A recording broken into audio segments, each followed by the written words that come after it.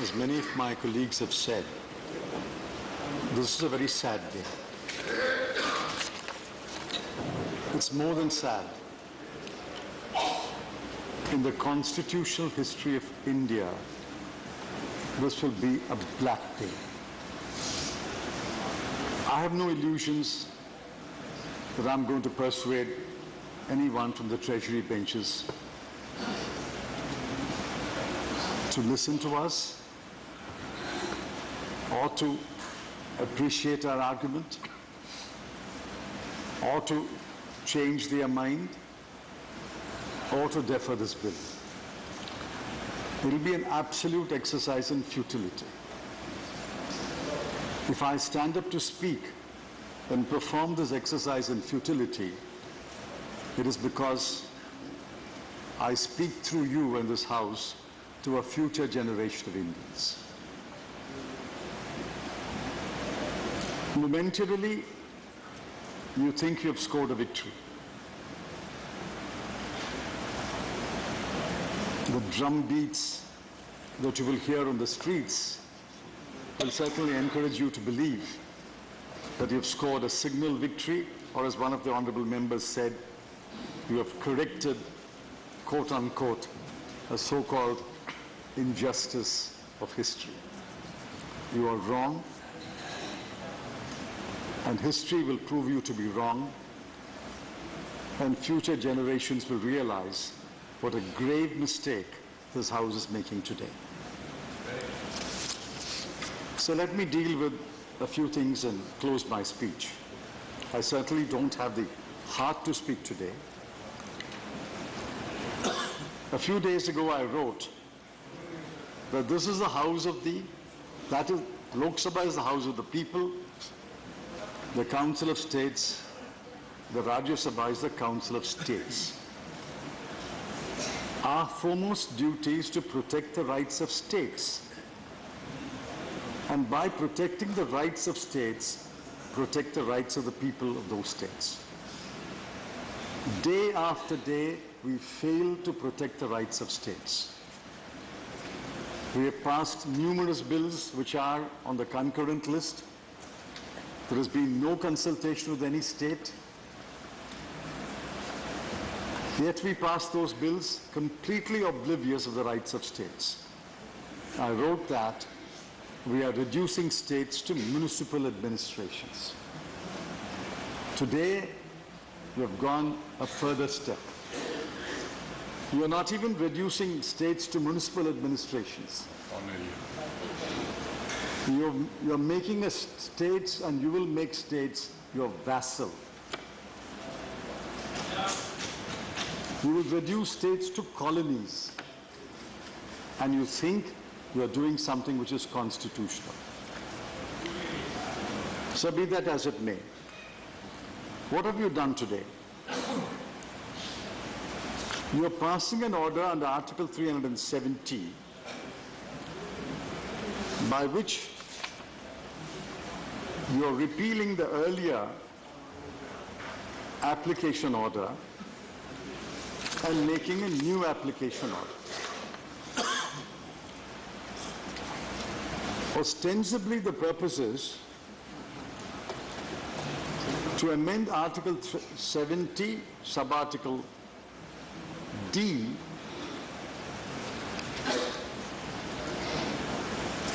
and substitute the words Legislative Assembly for the words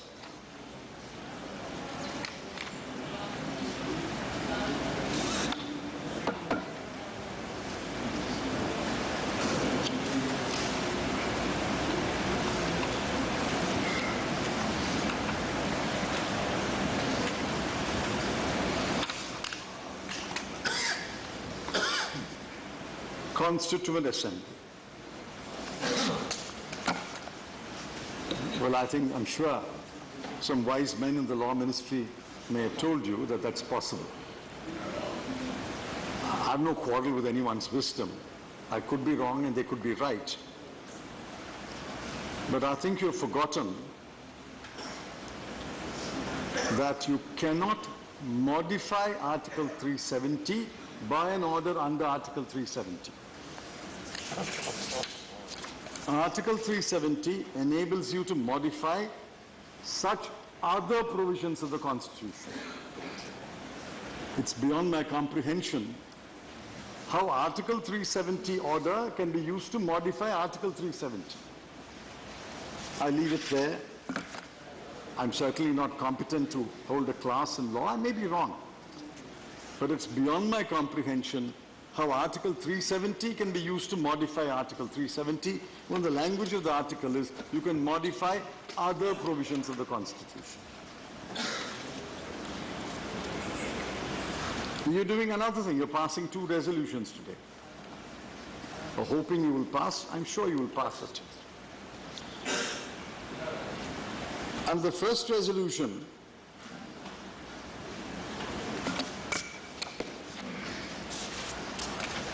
Article 370 itself will cease to exist. I know this is your manifesto promise. You said we will repeal Article 370. By this resolution, you think you are repealing Article 370. But in repealing Article 370, you are unleashing forces which you cannot control.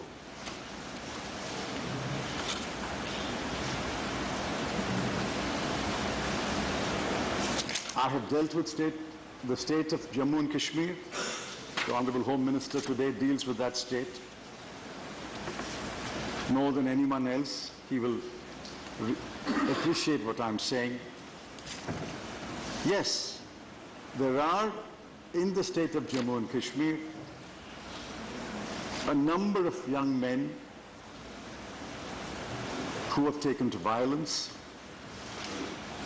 who preach secession, and who want to split J&K from the Union of India. No one supports their action. The Congress party and every other party is implacably opposed to those young men. But there are thousands of other young men, for reasons which they think are good, pelted stones. Thousands of other young men, for reasons which they think are good, called hartals. I have interacted with them. I read a delegation of Parliament along with Shri Arun Jaitley. When I first visited Jammu and Kashmir as Home Minister, they called a hartal. The whole state was shut down. But when I led a parliamentary delegation along with Shri Arun Jaitley and many other distinguished members of Parliament, the whole state turned out to receive us. Thousands and thousands of people came to see us. Thousands came and represented to us. And I had stated what I had gathered from that experience. It was an eye-opener for all of us. Not all in Jammu and Kashmir. In fact, the overwhelming majority in Jammu and Kashmir doesn't want secession, doesn't want to leave the Union of India. I believe, you may disagree with me, I believe they want more autonomy. Now, whether you want to give them autonomy or not is the government's prerogative. But I believe they want autonomy. Now, what are you doing by repealing Article 370? I fear, I genuinely fear, Honorable Home Minister, I genuinely fear you are pushing the thousands and thousands of young men from this column to join the other column of a few hundred. I sincerely hope it will not happen, but if it happens, you will rue this day, when you repealed Article 370. Sir, the second thing you're doing is, you're dismembering a state. You think you're doing it to Jammu and Kashmir. But what you're doing to Jammu and Kashmir, using these provisions, misinterpreting these provisions, in fact, I could go to say mischievously interpreting these provisions, what you are doing to Jammu and Kashmir can be done to any other state. Yes. Correct. Please tell me why the mechanism that you have devised to dismember Jammu and Kashmir will not apply to any other state. Please convince us that Derek O'Brien and I are wrong. All you have to do is dismiss an elected government, dissolve the state legislature, promulgate president's rule, declare parliament to be the state legislature for the time being, and divide that state. My friend from Orissa, I told him, what stops a future government from carving out a union territory for the KBK districts? What stops a future government from creating a union territory or a new state in North Bengal? What stops a future government from dividing Tamil Nadu?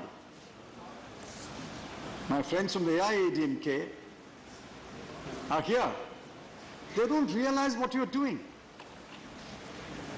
The same provisions, the same method, the same resolutions can be applied to any state.